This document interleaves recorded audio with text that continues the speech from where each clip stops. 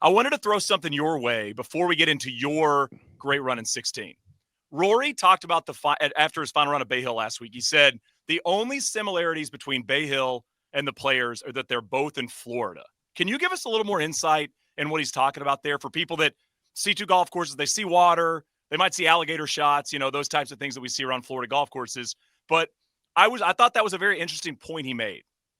Yeah, it really is. I mean, obviously Bay Hill we see year in, year out is just extremely difficult. If they don't get any rain, we normally see single digits to just barely in double digits win. I mean, we've seen years where I believe 4 under par is won around Bay Hill. We don't see that a lot at the Players. I think, and it's always, people are always kind of wondering, is March better or is May better for the Players? And the reason, obviously I played well in May, but the reason I like May is the weather's a little more predictable and you normally don't have to worry about the rain. And so I think TPC Sawgrass plays its best when it's extremely firm and extremely fast.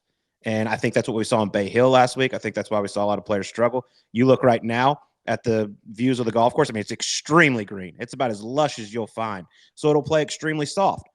But they do have sub-air. They can suck the moisture out of those greens. But for the most part, I think this time of year, it plays a little softer than we would probably like it. And that's why I still think we see some of those really good scores. Tom Hoagie shot 62 a couple of years ago when it was extremely soft. But yeah, I guess that's I think they're both very difficult golf courses, but he is right. They are both in Florida. I can confirm that. That's how I'm almost 100% sure that's correct. All right. 2016. Is that the best tournament you had as a pro? I finished third several times, but that was definitely like the biggest stage.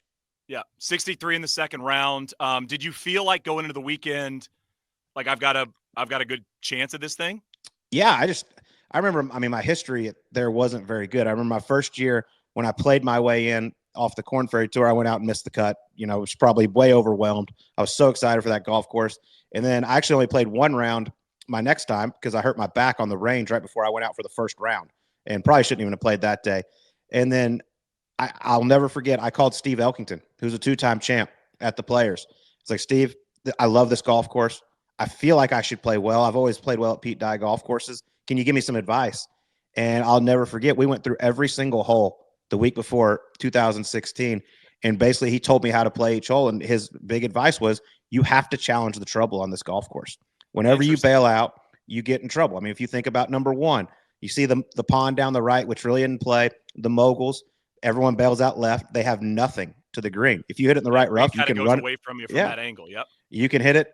You can run it up the green if you miss it in the right. Same thing with like number 4, which I think is a great short hole. We see so many people blow it over there in the moguls left, and they have nothing over the water. If you challenge the water down the right and you end up in the fairway bunker, you still have a shot to the green. There's so many examples of that, of where he wants to make your eye look another direction, but really it's one of those golf courses. This is why I think we've seen so many different winners, and we haven't seen a guy have a consistent record around TPC Sawgrass, is because you have to play extremely aggressive here. So if you're off, you're going to struggle. I don't care how good your short game is, you're really going to struggle. So he was a huge help to me going into that week. And then what do? I'm out there. I remember I'm 2 over par through 16 on Thursday. I'm like, you've got to be kidding me. This is going to be another short week here at the Players. And I birdied 8 and 9 to shoot even. And then I go out the next day and just went crazy. Was 10 under par through 17. So I birdied 12 of my last 19 holes I had played. And yeah, it was nuts. And like I said earlier, I'm a golf nerd, so I knew exactly what the course record was, and I puked all over myself. There you go. That a boy. That's exactly what we do as golfers. Right when we get to the precipice of doing something special, it's like, I'll back off a little bit. What'd you do on 18? So I hit it in the right first cut, was fine. Hit it in the front left part of the green. Pin was over on the right, up on top of the shelf. And I did the thing that I'll never forget this. I'm just like, all you got to do is 2-putt, and you have the course record. I mean, all the greats have played here. You could be the guy that has the lowest round ever. I left it like 3.5, 4 feet short, lipped out that one. Actually hit a pretty good putt. Caught the left lip, spun out, tapped in for 63, was just mortified. And I was playing alongside Bryce Mulder and William McGirt. And they come over, shake the hands. Will's like, great round. And Bryce, who's a very good friend of mine, and I don't know how well you know Bryce, but he's very sarcastic. Yeah. The first thing he says is, way to mess it up. And nice. I'm like, yeah, Bryce, I know. He goes, no, I don't care about the course record. He goes, that was the only bogey in our group today. No way. Yeah. So What'd they shoot? McGirt shot 65 and Bryce hacked it around for 67. but one bogey in the group. So, yeah, and then I turn my phone on, and the Seagull, Charlie Hoffman, I get nice 3-putt is the first text I see. Unbelievable. After Colt, like this is like a golf thing that I don't think anybody's ever been able to define it while we do it. Like, do you walk off that green disappointed? Oh, extremely. Okay. Yeah, because, I mean, like I said, that's history. I mean, this isn't the local Muni course record down the street, right? I mean, it's TPC Sawgrass. I mean, to have a better score than Jack Nicklaus, Tiger Woods, Phil Mickelson, all of them would have been so cool. And I was tied for a long time until Tom Hoagie got that little soft setup there a couple of years ago and was able to shoot 62. But you're like, man. You're like the 72 Dolphins. Like, the NFL's different now. You know, like, this golf course isn't the same as it used to be. Changing dates and all this stuff. The one thing I had going for me in this game, Tom Hoagie just ripped it from me.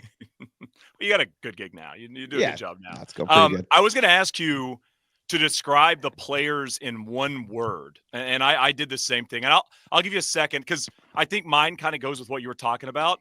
I think it's unpredictable. I mean, I think there's just no predictability in this. Outside of Scotty Scheffler and really Sergio, nobody's really figured this place out year to year. I mean, obviously Tiger's Tiger and Tiger does Tiger things, but I'd say, like, Sergio is consistent around this golf course. Mm-hmm. Scotty is Scotty. But that's kind of the list, right?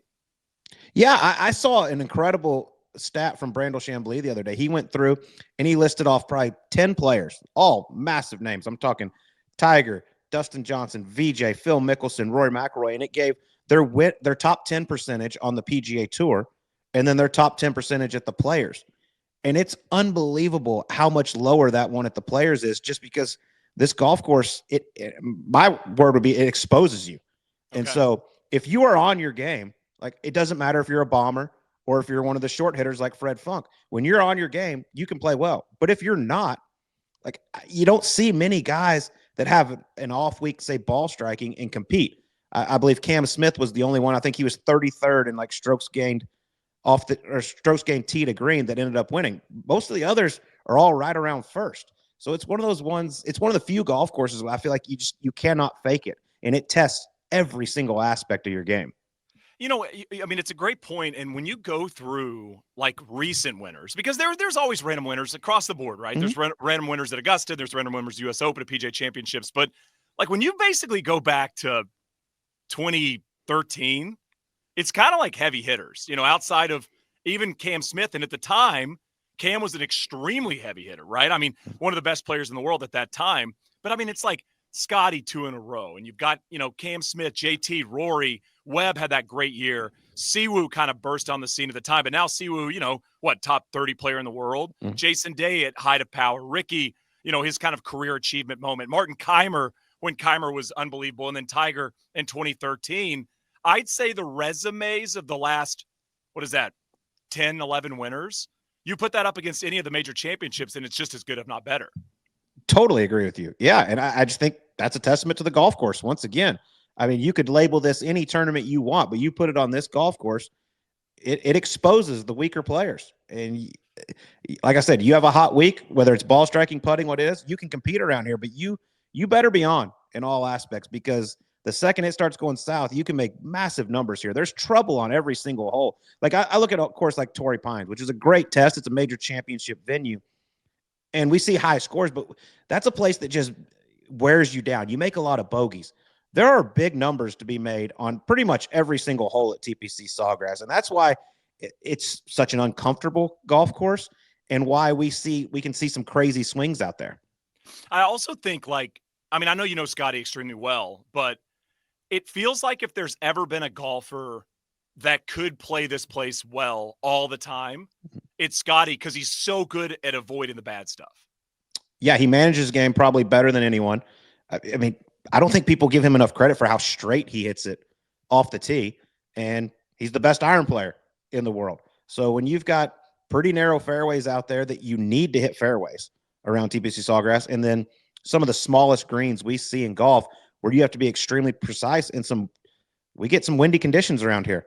And that's when the best ball strikers shine.